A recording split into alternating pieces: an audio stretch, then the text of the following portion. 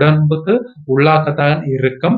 அந்த சிப்பை எந்த காரணம் கொண்டும் வெளியே எடுக்க முடியாது. பாருங்கள், அது மட்டுமல்ல, இந்த உலகத்தில் இன்றைக்கு நடக்கிற கொலை சம்பவங்களாக இருக்கலாம், கொள்ளை சம்பவங்களாக இருக்கலாம், எல்லாமே 100% தடுக்கப்படும். பாருங்கள், ஒரு நபர் கொலை பண்ண போகிறான்னு சொன்னால் நீங்கள் யோசிப்பதற்கு முன்பதாகவே அரசாங்கத்திற்கு தெரிந்துவிடும்.